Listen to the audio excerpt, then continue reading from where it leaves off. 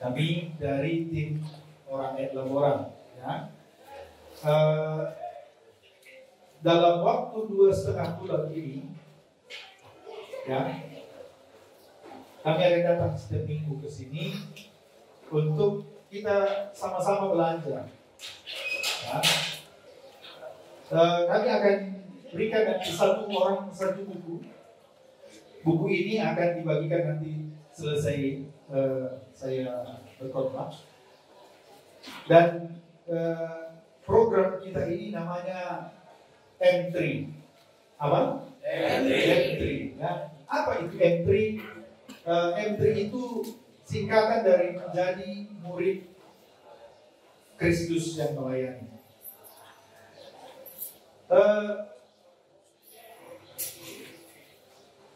Manusia Tuhan ciptakan sesuai dengan gambar Tuhan, sesuai dengan rupa Tuhan. Tuhan berkata begini, karena Tuhan kita itu ada 3, Allah Bapa, Allah Anak, Roh Kudus. Mereka bilang begini, mereka diskusi. Marilah kita jadikan manusia serupa dengan kita, supaya mereka nanti akan bisa berkuasa di bumi, dan kemudian mereka bisa menyembah bersama dengan kita, dan kita akan mengalami sukacita. Kata Allah Bapa, Allah Anak, Allah Roh Kudus, ciptakanlah manusia. Tapi kemudian manusia itu diberikan satu anugerah namanya kehendak bebas. Kalau ciptaan Tuhan yang lain seperti binatang, hewan, segala bintang-bintang, dia ada kehendak bebas. Tapi manusia yang diciptakan oleh Tuhan itu diberikan kehendak bebas. Dia bisa memilih. Dia bisa memilih melakukan apapun. Dia bisa memilih menyembah Tuhan atau menyembah lain. Tapi kemudian manusia ini, dia digoda oleh yang namanya setan, iblis. Tuhan izinkan ada setan iblis untuk apa? Untuk menguji apakah manusia ini setelah Tuhan ciptakan, apakah dia sungguh-sungguh mau menyembah Tuhan yang menciptakan dia. Dan ternyata manusia yang pertama itu gagal. Namanya Adam dan Hawa, gagal. Mereka lebih memilih untuk mengikuti keinginan mereka. Mereka memilih untuk terpisah dari Tuhan. Mereka memilih untuk melakukan kehendak mereka. Akhirnya manusia jatuh ke dalam dosa. Akhirnya manusia itu tidak boleh lagi bersama dengan Tuhan, karena mereka memilih untuk tidak mau bersama dengan Tuhan. Inilah kita manusia. Begitu Adam dan Hawa terpisah dengan Tuhan, disitulah dosa mulai masuk. Adam mulai menuduh Hawa. Dia yang menggoda aku, katanya. Hawa dibilang, oh, ular itu yang menggoda aku. Begitu manusia jatuh dalam dosa, Kain dan Habel, adik kakak, saling membunuh. Karena mereka sudah dipenuhi dengan dosa. Inilah kita. Kalau kita hari ini hidup di dalam dosa, kita ingin melakukan keinginan kita karena memang kita sudah terpisah dari Tuhan. Nah, manusia sudah terpisah dari Tuhan, sudah hidup di dalam dosa. Tetapi Tuhan yang menciptakan manusia tadi, Dia tidak tinggal diam. Dia tetap mengasihi manusia. Tapi Tuhan tahu manusia tidak sanggup untuk melepaskan diri dari dosa. Lalu bagaimana caranya? Allah mengutus anaknya yang tunggal, Yesus Kristus. Dan lewat Yesus Kristus, Dia akan mengubahkan hati kita. Dia akan memberikan hati yang baru, memberikan Roh Kudus yang akan membuat kita kembali punya hati yang taat kepada Tuhan, hati yang dekat dengan Tuhan. Itu sebabnya beberapa bulan ke depan kita akan belajar pelan-pelan. Karena waktu Yesus datang ke dunia ini, Dia berjalan di daerah Israel sana untuk memberitakan kabar baik. Dia berkata, bertobatlah, bertobatlah, kerajaan Allah sudah dekat.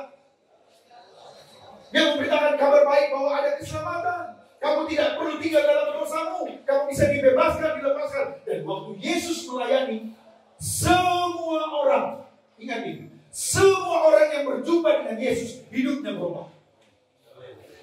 Wanita Samaria, dia 5 kali sudah menikah. Dan sekarang dia tinggal dengan laki-laki yang bukan suaminya. Dia mencari kesenangan dalam seks. Tapi apa yang terjadi? Hidupnya tidak ada kepuasan. Dan akibatnya, dia malu. Dia tersingkir dari masyarakat. Tapi satu hari Yesus datang ke Samaria. Yesus berkata kepada wanita, "Hei wanita, selama ini kau cari kesenangan di dunia. Aku punya satu yang kau butuhkan, yaitu air kehidupan. Kalau kau minum dari apa yang kuberikan ini, engkau tidak akan pernah puas, engkau tidak akan pernah haus lagi, dan engkau akan berubah." Dan wanita Samaria berkata, "Berikanlah air itu kepadaku." Dan begitu Yesus memberikan dia hati yang baru, hidupnya berubah. Dia bahkan menjadi penginjil. Dia pulang ke kampung Samaria dan dia cerita tentang Yesus, dan satu kota itu dibawa kepada Yesus. Satu kali Yesus berjumpa dengan seorang laki-laki namanya Zakheus.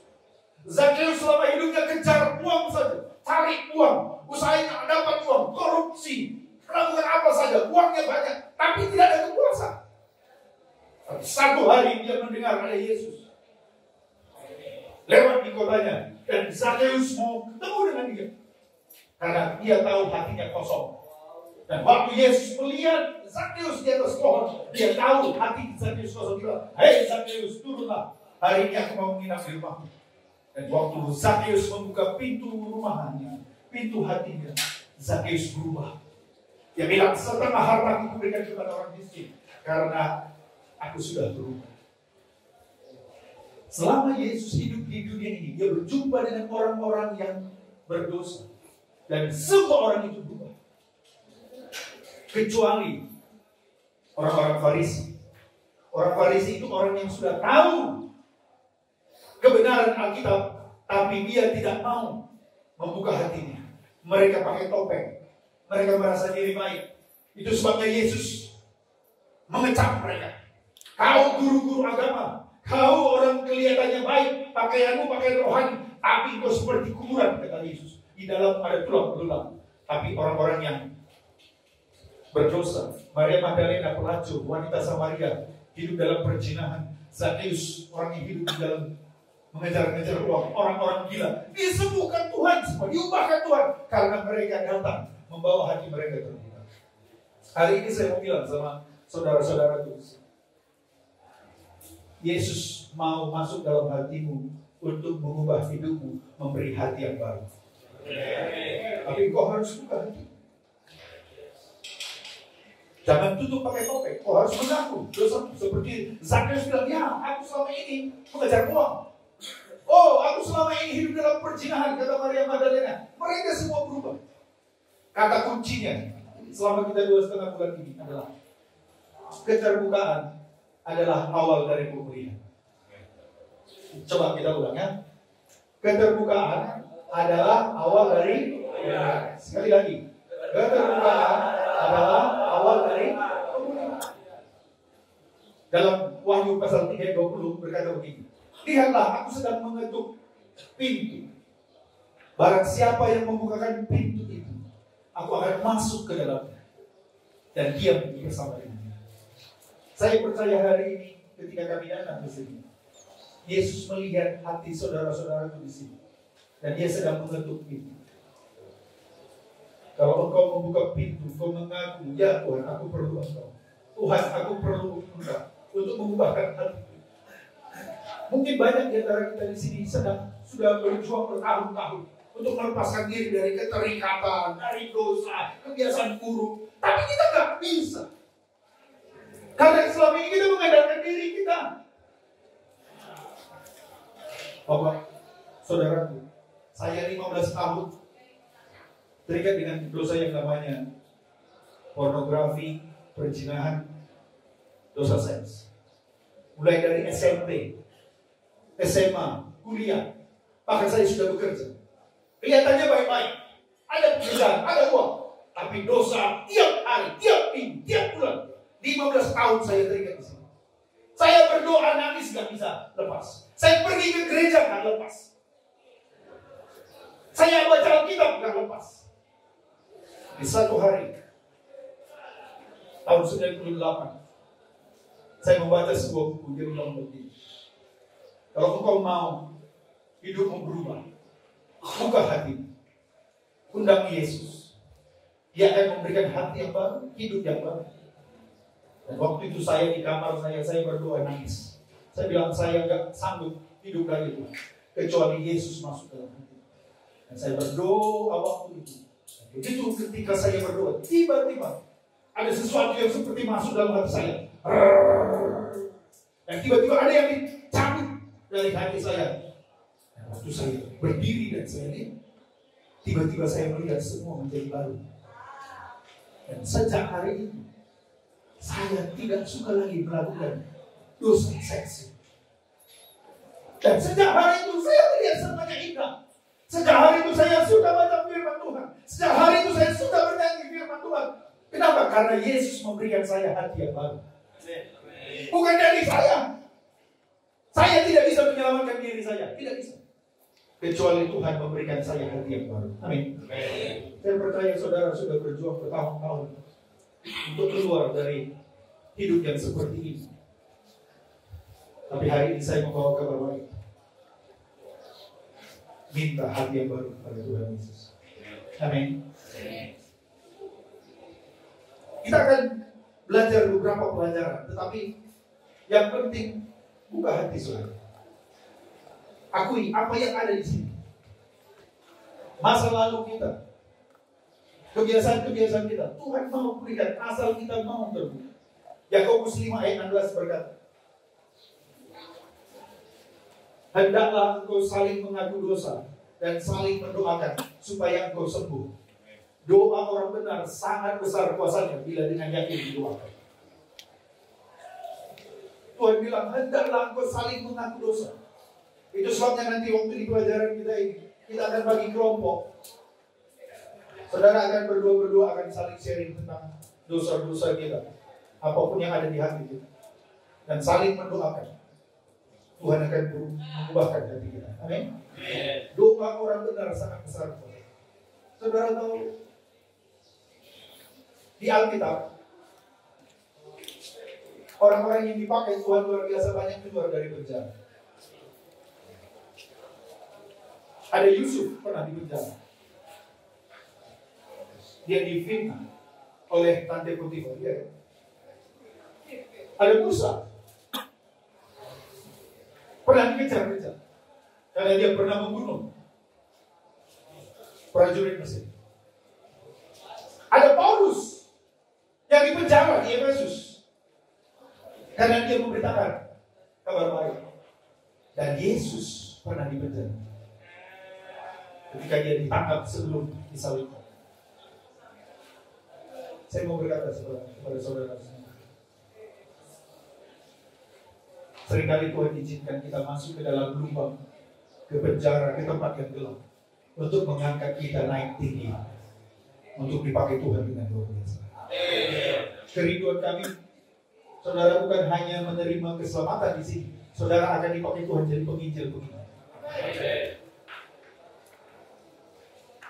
Setan iblis mungkin kadang tertawa melihat hidup kita. Dia bilang, aku mau hancurkan hidup. Tapi Yesus datang untuk mengubahkan hidup kita menjadi para pemenang. Amin. Yohanes 10 ayat 10 berkata, pencuri datang untuk mencuri, membunuh, membinasakan. Itulah iblis. Dia ingin mencuri hidup saudara. Dia ingin mencuri sukacitamu, mencuri keluargamu, mencuri kesehatanmu, mencuri masa depanmu. Betul, mungkin sesaat setan tertawa, aku menang, aku berhasil. Oh, dia sudah masuk penjara. Oh, dia keluarganya hancur, masa depannya yang hancur. Itu kata setan. Tapi Yesus lebih kuat dari setan. Yesus datang untuk memberikan hidup yang baru, hidup yang kekal, hidup yang penuh dengan kemenangan. Mari bertekad mulai hari ini kita akan mengalahkan setan iblis itu. Amin. Masalah terbesar kita bukan uang. Masalah terbesar kita bukan seks. Masalah terbesar kita bukan apapun. Masalah terbesar kita ada dosa di hati kita. yang gak bisa kita lawan. Ada setan yang masih menguasai pikiran kita. Tapi Yesus datang untuk memberikan kita hati yang baru, hidup yang baru, bahkan memberikan kita kemenangan. Amin. 2,5 bulan di tempat ini, saudara, kalau saudara sungguh-sungguh mengikuti, saudara akan menjadi murid Kristus, menjadi penginjil-penginjil. Beberapa tahun yang lalu, mungkin sekitar 10 tahun yang lalu, saya pernah masuk di penjara ini untuk mengajar satu pelajaran. Kemudian setelah berapa tahun kemudian, saya lagi lewat malam-malam, lagi pulang penginjilan. Tiba-tiba saya lihat ada truk sedang beresin jeruk, ya. Tiba-tiba saya berhenti dan saya lihat, tiba-tiba ada yang teriak, Pak Pendeta, Pak Pendeta. Siapa? Saya bilang, maaf saya lupa Pak, siapa Pak? Saya dulu waktu di lapas Koran Jahil, dia sudah jadi pengusaha jeruk. Bilang kiri kanan, kau bisa jadi pemenang. Amin. Tergantung bagaimana saudara merespon firman Tuhan ini. Bagaimana kita membuka hati kita. Kalau kita mengizinkan Yesus menguasai hati kita, saudara akan takjub melihat hidup saudara. Saudara bisa akan dipakai Tuhan bersaksi di mana-mana. Dulu hidupku seperti ini, tapi oleh Yesus sekarang hidupku seperti ini. Dan banyak orang akan bertobat karena kesaksian saudara. Amin. Kalau yang bersaksi baik-baik, pendeta. Tapi kalau orang yang pernah jatuh, orang yang pernah masuk dalam penjara, masuk dalam kekelaman, kemudian bersaksi, orang akan bilang, wah, Tuhan Yesus luar biasa. Amin. Bilang dirikan, kau bisa jadi penginjil. Aku percaya. Amin. Nah, pelajaran pertama ini singkat saja, ya. Semua agama di dunia ini menawarkan yang namanya keselamatan. Ikut agama kami, kau akan masuk surga. Katanya, ya kan? Namanya juga iklan. Mari pakai barang kami ini, kau akan merasa begini-begini. Oh, tapi siapa yang tahu? Ya kan?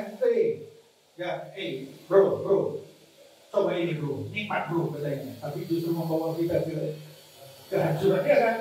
Iya kan? Saya ingat dulu waktu SMA ini.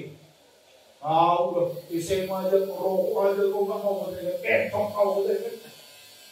Rupanya kita dulu begitu ya. Kalau gak merokok dibilang bentok sama kau. Betul gak? Tapi saya udah keliling Indonesia, saya udah keliling luar negeri. Kemana-mana saya pergi. Kalau saya ketemu bencong, pasti dia merokok. Iya kan? Coba kalau kita merokok di sana. Mau potong apa bang? Merokoknya dia. Jadi salah aku. Jadi rupanya yang merokok itu yang bencong. Bukan karena aku gak merokok, aku bencong. Nah, ternyata justru yang gak merokok itu pria sejati. Amin.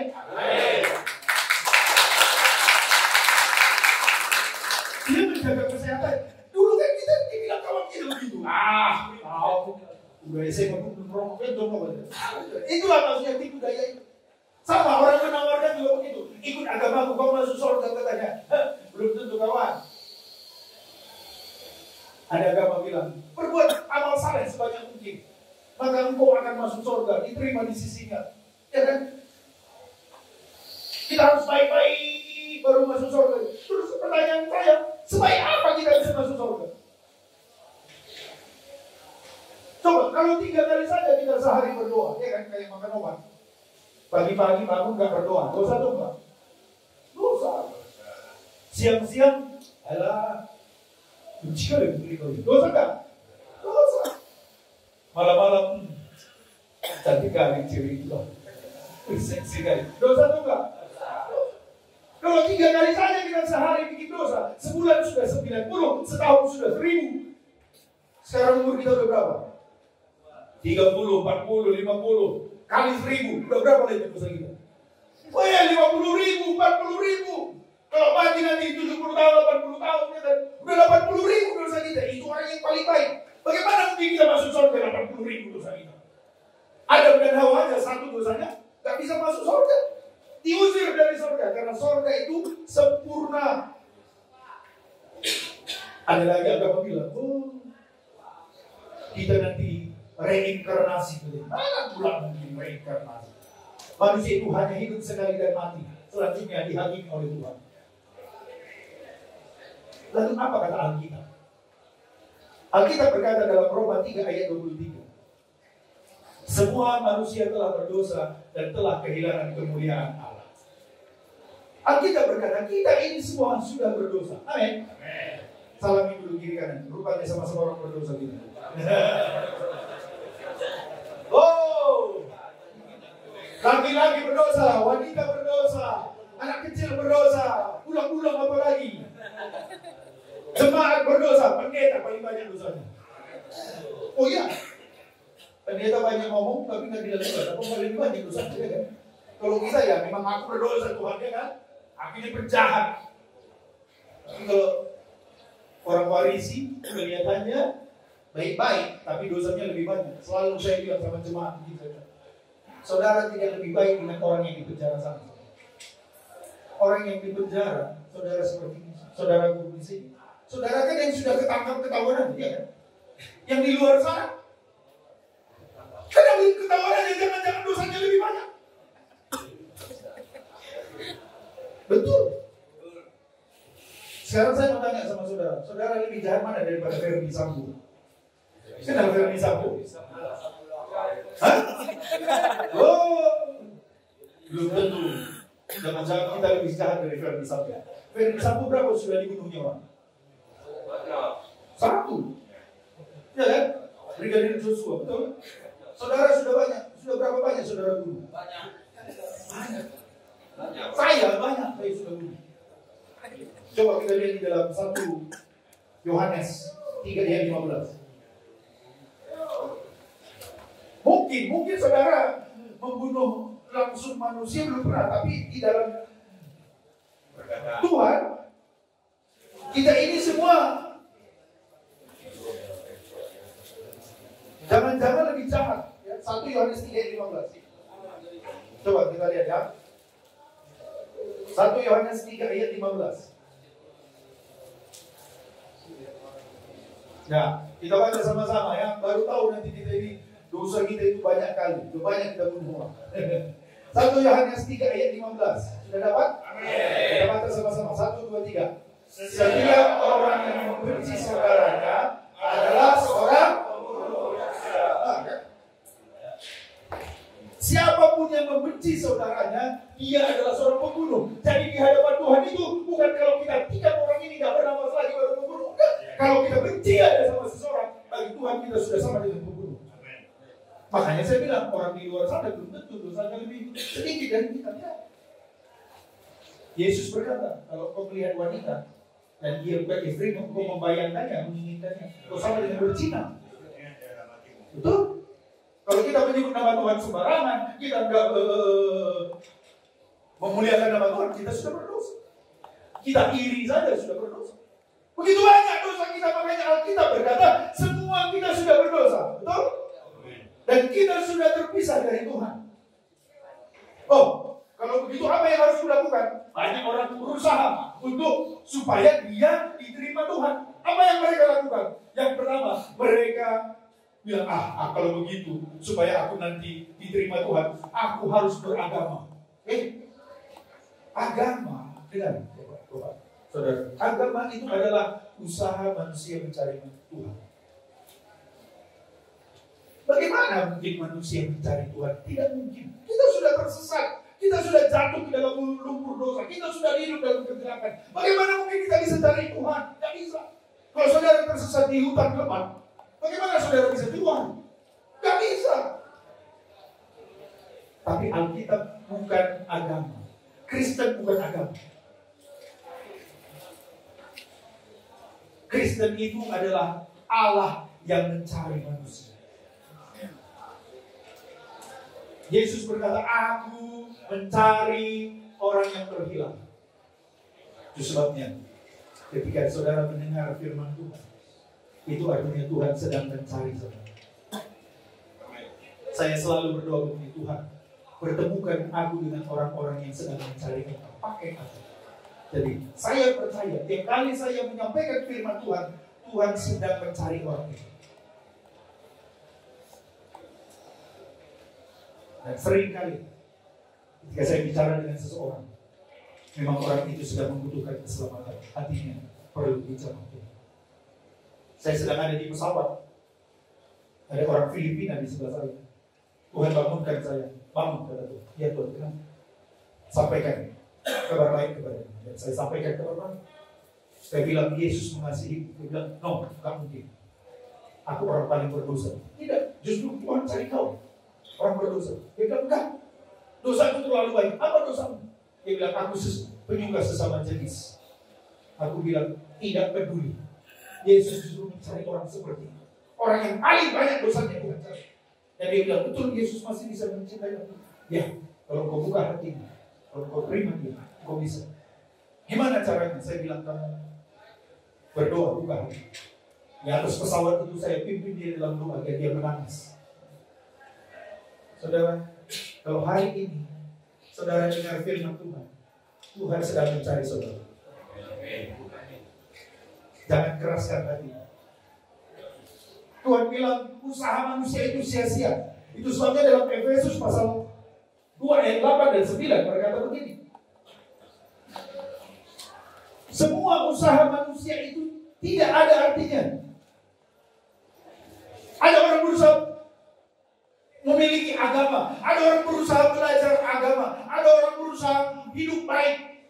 Itu tidak cukup membuat kita diterima Tuhan. Kita ini sudah jatuh, kita ini sudah hitam kotor. Tidak bisa lagi kalau kita sudah masuk dalam jurang yang dalam, udah lumpur di dalam, terus berusaha naik ke atas, nggak bisa. Sia-sia semua perbuatan baik kita di hadapan Tuhan. Makanya di dalam Efesus pasal 2 ayat 8 dan 9 berkata begini. Sebab karena kasih karunia kamu diselamatkan oleh iman. Itu bukan usahamu, tapi pemberian Allah. Itu bukan hasil pekerjaanmu. Jangan ada orang yang memegahkan diri. Kita tidak bisa lagi diselamatkan dengan perbuatan baik kita. Kita ini semua sudah kotor. Tadi saya bilang, jangan-jangan saya lebih kotor dari saudara.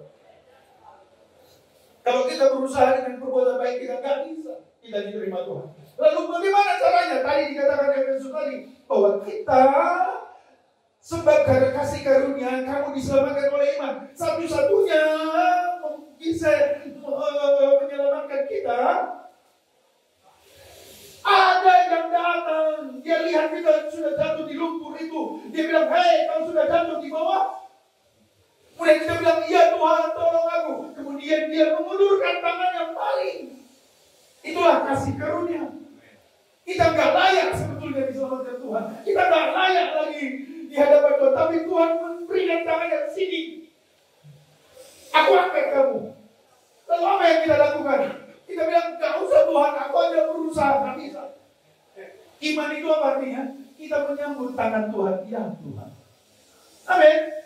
Oh itu hal yang paling indah. Itulah kabar baik.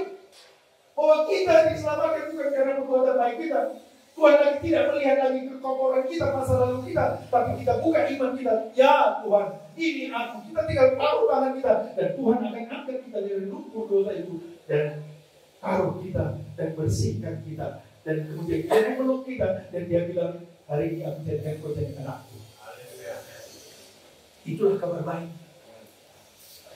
Bukan karena usaha kita, kata firman Tuhan. Kalau saudara berusaha jadi orang baik, tidak akan bisa.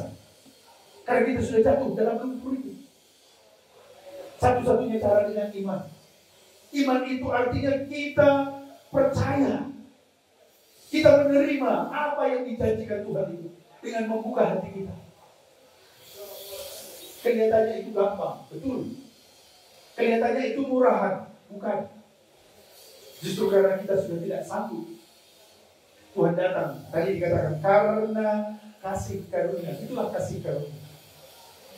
Itulah pemberian Tuhan yang cuma-cuma. Dia tidak lagi melihat masa lalu dosa-dosa kita, tapi dia mau mengangkat kita dari dosa-dosa kita. Amin. untuk diselamatkan, kita perlu percaya kepada Yesus. Itu sebabnya di dalam Yohanes 3:16, saudara sudah apa? Yohanes 3:16. Karena begitu besar kasih Allah akan dunia ini, sehingga Dia mengaruniakan anaknya yang tunggal, supaya setiap orang yang percaya kepadanya tidak binasa, melainkan artinya apa ini?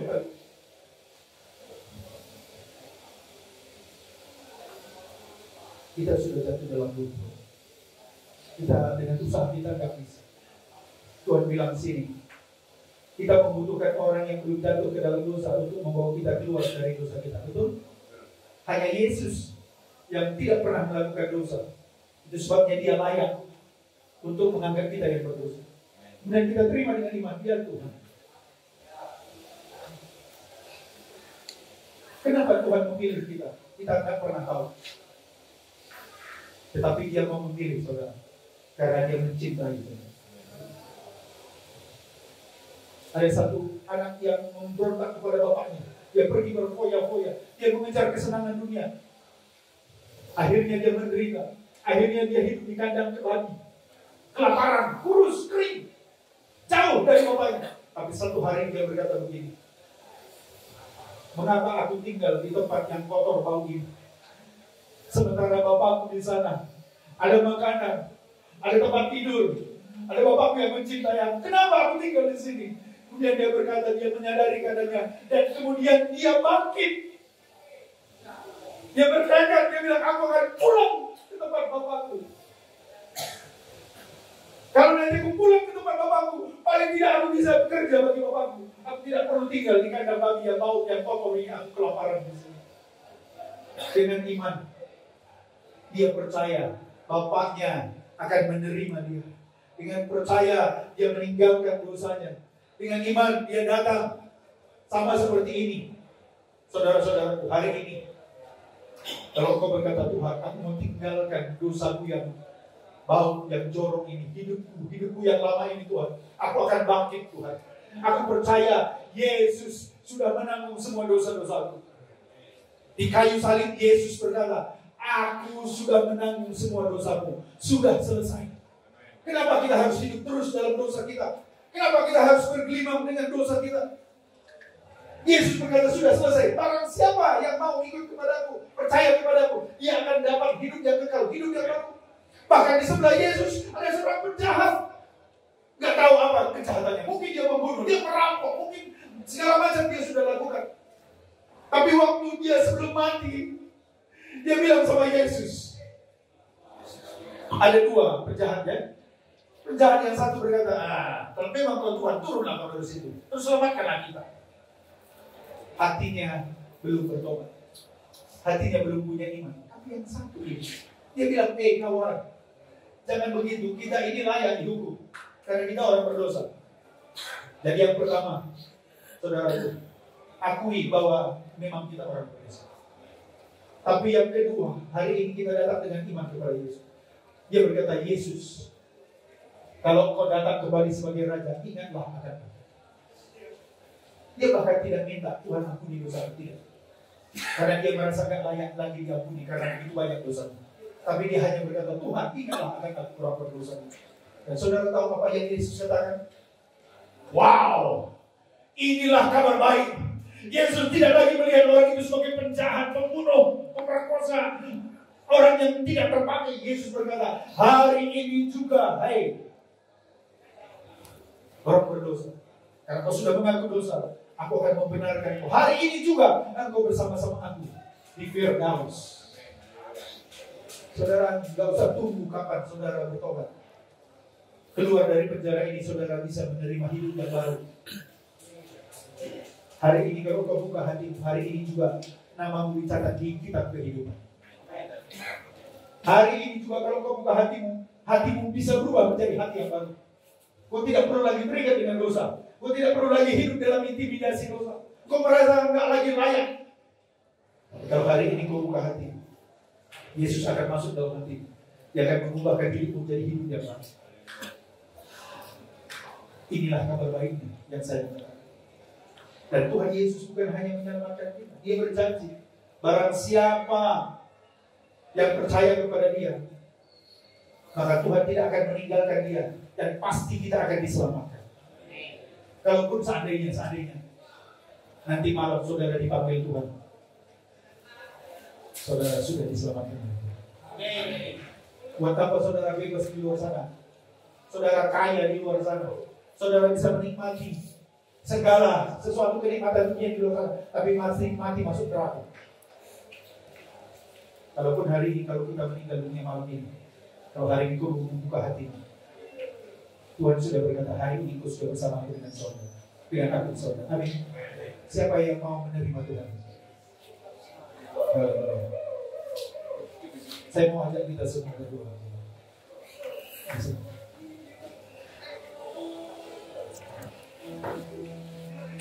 Sebelum kita berdoa, ada cerita singkat. Ada seorang nenek, dia punya 2 orang cucu. Anaknya mati karena kecelakaan suami istri. Dia tinggal dengan 2 cucu. Karena nenek ini sudah tua, dia bilang, "Hei, siapa yang bisa memungut cucu ini? Aku sudah tua." Singkat cerita, ada orang kaya, dia ambil 1 cucunya itu, dia sekolahkan tinggi-tinggi. Dia jadi hakim. Sementara yang satu lagi, cucunya, dia hidup di jalanan, curi, jual narkoba, merampok, membunuh. Dan satu kali, adiknya yang jahat ini ditangkap karena membunuh. Dibawa ke pengadilan, rupanya di pengadilan itu kakaknya yang jadi hakim. Kakaknya itu seorang hakim, dia putuskan, saudara terdakwa bersalah, dihukum mati. Waktu adiknya itu lihat, itu saudara kembarnya bilang, "Kakak, apa? Aku belum mau mati, Pak. Tolong aku." Dia bilang, "Tidak bisa." Singkat cerita, dibawa ke penjara, besok dihukum tembak. Tapi malam-malam abang itu bilang, adiknya itu bilang, "Pak, selamatkan aku." Gak bisa. Tapi ada satu cara, kenapa? Gimana, Pak? Dia bilang, "Buka baju." Hah? Buka baju. Karena dia sudah suruh tadi penjaga keluar. Adiknya buka baju, kakaknya buka baju. Adiknya bingung, pakai baju. Apa maksud? Pakai. Dan dia disuruh pergi dulu. Karena bukan akan sanggup, gak ada yang. Apa yang terjadi besok pagi? Abang itu dirimu tembak. Mati. Adiknya yang jahat itu keluar dengan bebas. Tidak ada yang tahu. Saudara dengar, itu yang dilakukan Yesus di kayu salib untuk saudara dan saya. Harusnya karena kita berdosa kita harus masuk neraka. Karena kita berdosa kita harusnya dihukum. Tapi Yesus datang ke dunia ini berkata, tidak. Aku terlalu mencintai engkau. Biar aku saja yang disalib. Hari ini saudara, kalau kau buka hati, Yesus akan masuk di dalam hati. Dia akan berikan hidup yang baru. Dia sudah menggantikan semua dosa kita di kayu salib. Tidak peduli berapa banyak pun sudah dosa kita selama ini. Masa lalu kita sudah hitam corok. Tapi kalau hari ini kita buka hati kita, Tuhan Yesus, aku percaya Kau sudah mati bagi dosaku. Hari ini semua dosa kita sudah ditanggung Yesus. Kau tidak perlu lagi hidup dalam dosa. Setan tidak akan lagi mengintimidasi saudara. Karena kalau setan berkata kau jahat, kau berdosa, kau tidak bisa diampuni Tuhan, bilang sama setan iblis yang ada di pikiranmu, "Oh, Yesus sudah membayar dosaku. Aku sudah manusia baru. Semua dosaku sudah diampuni Yesus." Hari ini buka hati. Tuhan akan berikan hati yang baru. Kita katakan sejauh timur dari mana? Tuhan, Kau membuang dosa. Barang siapa yang mengaku dosa, dia akan diampuni. Bahkan semua dosa kita dilupakan oleh Tuhan. Karena Yesus sudah menanggung semua dosa kita dengan dosa. Buka hati, buka hati. Ada Roh Kudus di sini. Dia sedang menjamah hati. Haleluya. Sejauh timur dari barat. Haleluya. Sejauh timur dari barat, Engkau membuat dosaku. Amin Tuhan. Tiada kau ingat lagi pelanggaranku. Jauh ke dalam tubir laut sudah lemparkan dosa. Jauh ke dalam tubir laut kau melemparkan dosaku. Ya, buka hatimu. Percaya dengan iman. Kesalahan. Mari bersyukur. Percaya dengan iman. Betapa besar kasih-Mu. Betapa besar kasih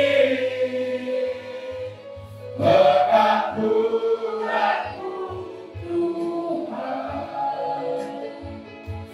Engkau pandang indah hati yang hancur.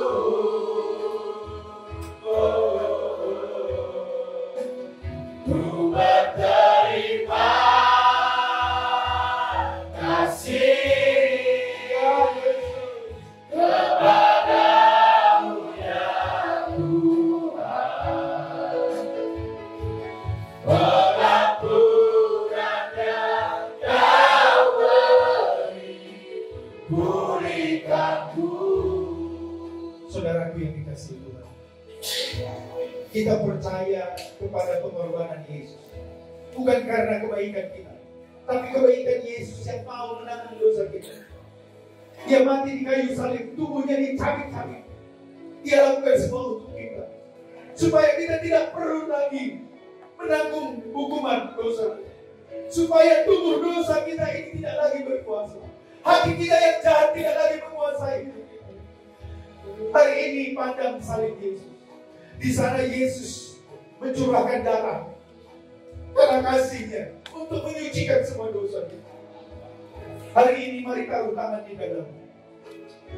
Taruh tangan di dalam. Buka hatimu, katakan kepada Tuhan nanti. Tuhan, aku buka hatimu. Masuklah dalam hatimu Tuhan. Bersihkan semua hatimu. Berikan hati yang baru Tuhan. Cukup sudah Tuhan, aku hidup dalam dosa. Tapi hari ini aku buka hatiku. Roh Kudus Yesus ganti dengan hati yang baru. Haleluya. Saudara yang taruh tangan di dalam, mari ikut saya berdoa. Katakan, Tuhan Yesus, aku sadar Tuhan, aku orang berdosa. Sudah banyak dosa yang kulakukan. Seharusnya aku dihukum. Tapi hari ini Tuhan, aku mendengar kabar baik. Yesus datang ke dunia. Yesus mati di kayu salib untuk menebus, untuk menggantikan aku. Aku percaya Yesus, Engkau mati bagi dosa-dosaku. Hari ini Tuhan Yesus, aku buka hatiku. Masuklah dalam hatiku. Engkaulah Tuhan, Engkaulah Raja. Aku percaya Tuhan,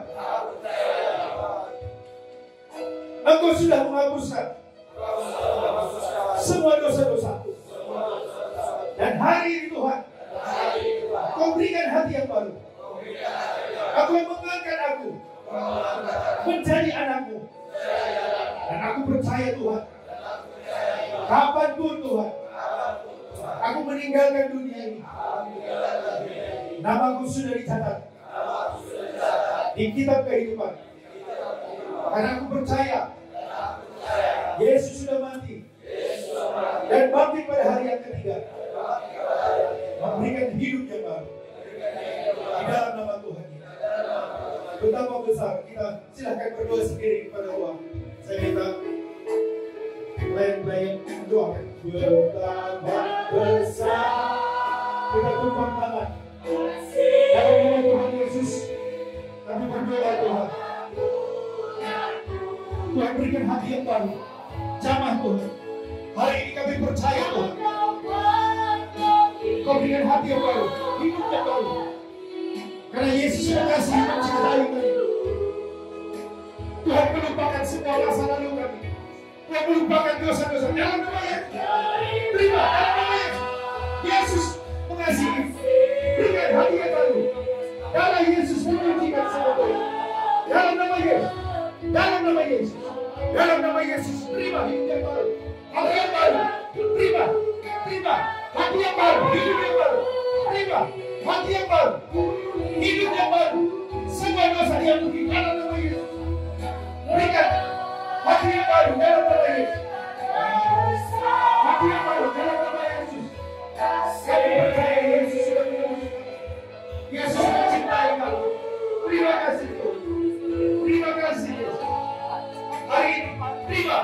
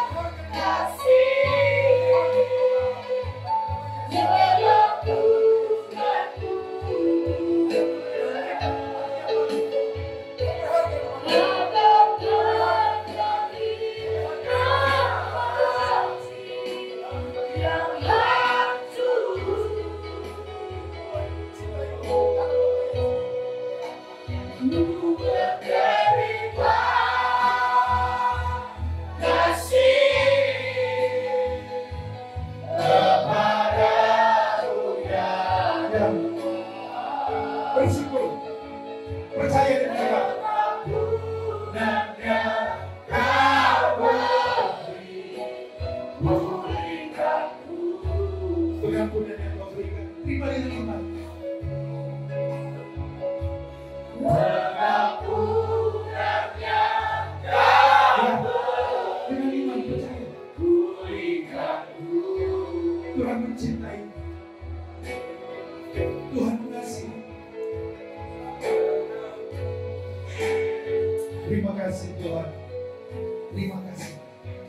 Mari saudara, saya ajak saudara sebentar berdoa. Katakan kepada Tuhan, terima kasih Tuhan.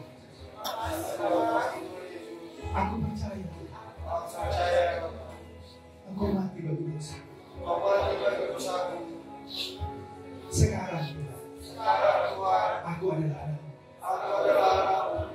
Sekarang Tuhan, aku berharga di mata-Mu.